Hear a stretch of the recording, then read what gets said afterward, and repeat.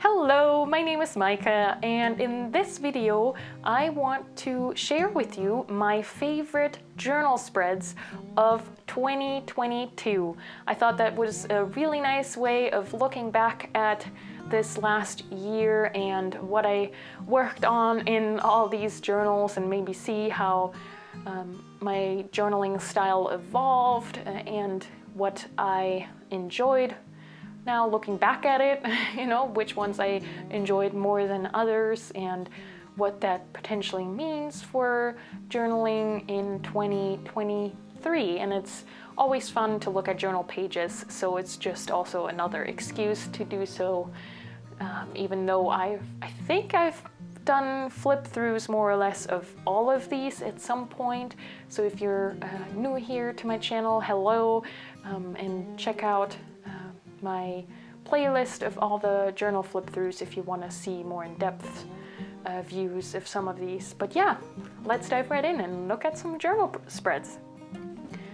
First up is this Midori journal. This is one of their cotton notebooks, which is in the size F0. So it's almost a square. It's really, just a really cute size, and I really enjoyed working in this. First up is this spread. I just love how I,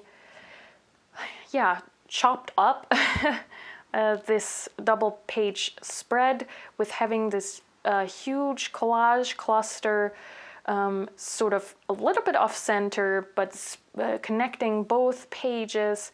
I love the colors. This is just a classical painting in the background here from one of Jenny May June's printables, and then I collaged over it some of my Cat Collage Club elements, and then here's just a little bit of washi, and then I included a photo of me with my family dog, because at that time I was visiting my family. And then down here we have a cute kitty sleeping on a chair. This was also from Cat Collage Club. So yeah, I just really enjoy the layout, this sort of open space. There is still lots of color and lots of collage, but still having tons of space to write and journal. And then this fun little tip-in with another photo. Yeah, I just really enjoyed this layout and all the colors. And here we have another spread that I adore, the colors of just these warm oranges. And this one was really fun to create because on this side I was journaling about repotting some of my plants, and I need to do this more often, taking photos of my plants and putting them in my journal, because it's fun now to look back on this and see how much some of these plants have grown. Like my fiddle leaf fig just had 2 new leaves this past week, and yeah, this rubber tree has grown a lot. It is so tall now, so that's really fun to look back on, and I definitely want to keep doing that, keeping track of my plants' growth.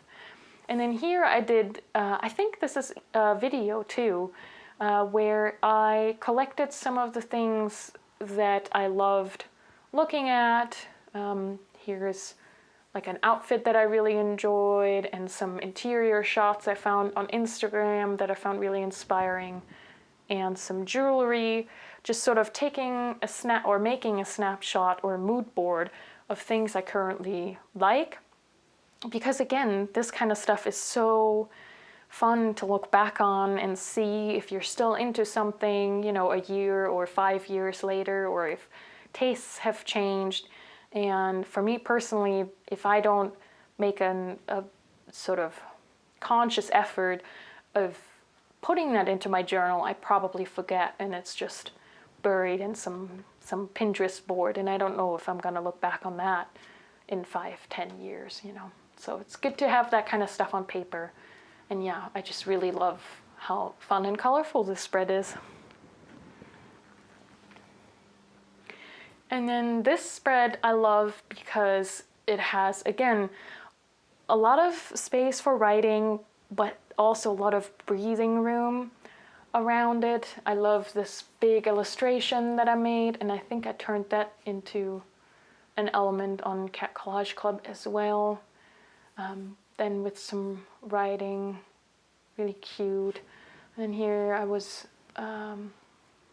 had a choir concert, so I journaled about that, and included my favorite quotes of one of the songs that we sang.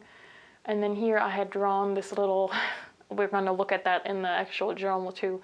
I made a little comic from about the time I thought I had shaken a spider into my soup. So yeah, I think looking through these journals and picking which ones were my favorite, I think one of the things that comes up often is that I like the pages that have breathing room, that are a little bit calmer than others, but then are still colorful and have some fun, quirky elements in them. So for example, if we can compare this one, which again has lots going on, lots of colors, but if you compare that to, if we compare that to, say, this spread, this is a lot busier. I think so anyway. And there was even this one is really busy, especially because I put all those colors in the background. So yeah, I think looking back at it, I like this kind of spread better. It's also easier to read the text, in my opinion. So yeah. So then I got to pretty much the end of this book, and I still had tons of pages left, but it was starting to get quite bulky, so I cut off the rest of the unused pages and created this little booklet, which I ended up getting tired of also, so there's still some pages in the back, so I could even take this apart and use it again, but I don't know. So I really liked the first page here that I created. Again, lots of color, and I like how all the collage elements are connected and form this sort of unit, I guess. And again, it's so colorful, really sweet, with a photo of me with the collage sheets for August 1st. So this was one of them that was included, and then these are collage elements from Jenny May June.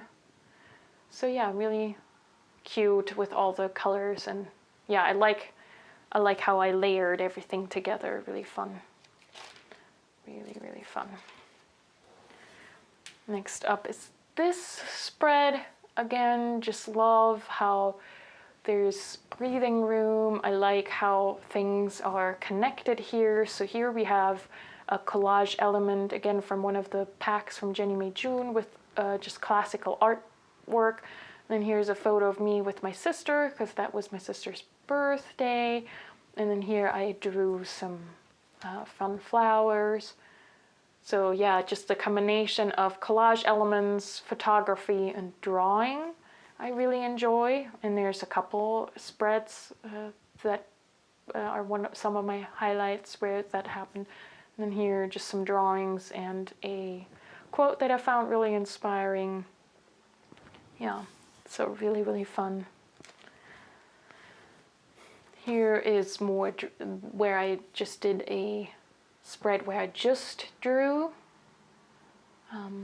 I had visited my family in Germany and forgotten my phone in Germany.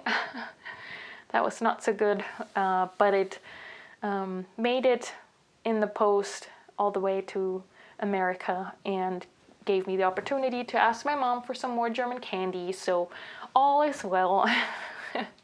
And then this is a note that my mom had included, so I stuck that in here. So yeah, really fun, really simple, but quite precious. And then this is actually one of the last spreads in here. Yeah, I can't quite remember who it was, but I had watched a YouTube video about journaling, and I think that was when people started to figure out what they wanted to buy for next year, and this person was talking about journal covers, and they had found that this is sort of a really good guiding principles before buying anything. So you ask yourself, can it be your favorite? And that's a way to test how much you really like it. And I thought that was so inspiring, so I made this sort of lettering piece and just had that as its own spread. And I really, really like how it turned out with just the watercolor in the background and then going in and sort of carving out these flowers.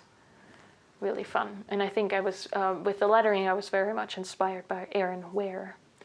So if you're not following her, definitely check her out. I think her artwork and her journaling content is wonderful. And then this was sometime after my birthday, I think, and so I had put in an order with Niconeco in New York for some PET tapes. And so I stuck down the labels and some of my favorite elements from the PET tape just as a sampler to remind myself what I had bought. And yeah, so happy. And obviously they always package their orders so nicely and wonderfully, so I had to include that as well. So again, just a really fun spread with lots of different elements, but it's also still calm. And I really like that. So yeah, that's this little journal. Next up is this sketchbook by Art Creation. In the beginning of the year, I got back into illustrated journaling, at least for a while. And I really like some of the pages that I came up with. So this is basically chronicling me flying to Germany at the beginning of the year, in February, waving my husband goodbye. And then at the airport they had this cute feature where in the line for security they had these plaques where they introduced you to all the security dogs and what their favorite toy was, and I thought that was so cute. Yeah, just how the flight went, and it was really wonderful because I had a whole row to myself, so it was really comfortable and I was able to sleep, and just amazing. So that's a perk of flying when it's not really travel season. And then this is a cute little sketch or a doodle almost of this person who, while waiting on our flight, he was practicing golf swings. I'd never seen anything like that before. That was such a quirky choice. But yeah, just really fun, lots of details, kind of cute. And then I also really love this. This is a lot later, so May. So as you see, I started it and did it for a couple days pretty regularly, and then there's a whole chunk missing there in the middle of the year, or beginning of the year, really. So this was May 1st, just a pretty ordinary day with food and working, and I think I was singing while making dinner. Yeah, I was singing and dancing while cooking dinner because I was so tired. It helped. Oh yeah, I needed a little bit of a pick-me-up to make it through cooking dinner. So yeah, really cute. I like how the layout, how these just sort of like wrap around, and then there's some text in the middle. And then this we've seen in that previous journal, so I drew it out first, and then I actually thought it was so funny that I put it into Procreate and tightened up the artwork a little bit and colored it in, and then just tipped it in. So yeah, really fun. There's still lots of pages left. I actually think that I'm going to do the same thing but in A5. So this is short of A5, and you will probably understand, but someone who doesn't journal often or draw often would think that that's crazy. So there's only a sliver that's missing for an A5, but I think I'm gonna need to switch to an A5. I just want that little bit of extra space because it feels relatively narrow, especially compared to an A5. I know that's like really nitpicky, but sometimes you gotta do what you gotta do in order for you to enjoy your journaling practice. Am I right? And then during Hobonichi season, aka, was that September 1st? I think so. I got this new A6 cover and cover on cover, and then also ordered myself a A6 Hobonichi blank notebook and started journaling in this. And I haven't done much in this yet, but one of the ones that I really enjoyed was this layout where I just thought about trees inspired by a video by Meghann And The Moon, if you know her from Instagram. And yeah, she also has YouTube videos, and she had mentioned personal symbols, and so I was thinking about what symbols mean a lot to me, and one thing that came up was trees, and so I drew all these different trees and then journaled about that personal symbolism. So yeah, again, really simple spread, but I love how it turned out. And then towards the end of the year, I really got into traveler's notebooks, and I'm still in love with them. So this is a fabric cover that I made myself. I also have a tutorial on my YouTube channel if you want to make your own. And in here I have my creative journal that I'm still working in, as well as my joy journal that I'm also currently still working in. But in here, one of my favorite spreads is this. This was about the beginning of November, and I was visiting my family again and took a bunch of photos of just the beautiful November landscape. And here this was taking off. So there's lots of fall fields. So yeah, I really like all the, I think this is one of my favorite spreads because of all the photos, to be honest. It has more to do with the attachment to the photos, but also like the colors. I just think it's really beautiful and captures the mood of the trip really well. And then with my joy journal, I haven't done a lot of spreads in this yet, and I'm kind of tempted to say that all of these spreads are my favorite spreads because I put a lot of thought and time into these spreads because they're so, in a way, they're so timeless. So for example, here I was just making an appreciation spread to my art supplies because they bring me so much joy. So my watercolor palette, my fountain pens, and then recently I've really been enjoying some tumble markers and some fountain pen ink. So I'm hoping that my joy journal will be something that I look through again and again, and so I really take my time with these. Yeah, this one I did on camera. This is a journal with me, and again, I just love the combination of photos, drawing, but still having some writing, and just a softer color palette. It's just really, in a way, soothing to look at, and that is definitely something, sort of a trend towards the end of the year that I noticed, how I gravitate more towards softer colors.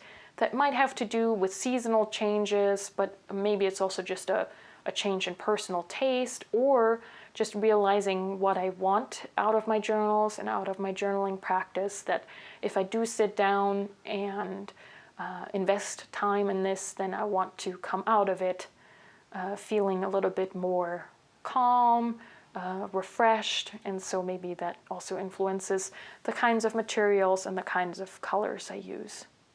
So yeah, this is definitely something that I find very soothing to look at. And then in this leather cover, which I actually bought secondhand, I have two inserts One is this sketchbook insert by Baum-Kuchen that I've really been enjoying. And then I have a self-made paper folder and a grid Tomoe River insert that's also made by Baum-Kuchen. But what I want to show you is this two spreads in this sketchbook insert. Again, picking back up with illustrated journaling. I did this cute page from traveling to Germany. I was really happy that I had this, because I think otherwise on this trip I don't think I would have drawn anything during my travel time. But I actually spent time at the airport drawing the lines, and then I just colored it in with watercolor once I was at my destination. But I realized that it's really handy to have a sketchbook insert like this, to be able to do something like that during travel, rather than just watching videos all the time, you know. And then this one I made when we were back home, just capturing a walk with my husband, and I just like the combination of doing this little panel of the last leaves of the trees, but then also us walking. It just captures the mood of the walk really well, so I like that. Since then, I've decided that though I love working in this and I like the challenge of making it work in this standard size traveler's notebook, I think I'm gonna save this for on-the-go sketching. So for example, this was when we took a trip to New York City, and on one of the subway rides, I decided to sketch some of my fellow subway travelers, people in the subway with me, and so I did this little sketch page, and I think this is what I'm going to use this insert for going forward, for on-the-go sketching and illustrated journaling. And that's it. Those are some of my favorite spreads and pages in my journal. I hope you found this video fun and hopefully inspiring.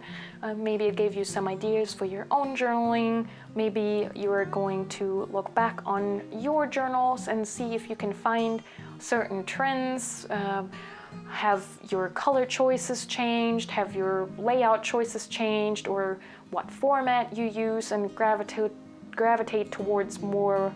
I think those kinds of reflections are not only fun, but they can also inform what you do and buy going forward. It's always good to know what you really enjoy, because then you can make conscious choices and in general just enjoy your journaling practice more. So yeah, I encourage you to do the same. All right, thanks for sharing this time with me, and until next time, happy journaling.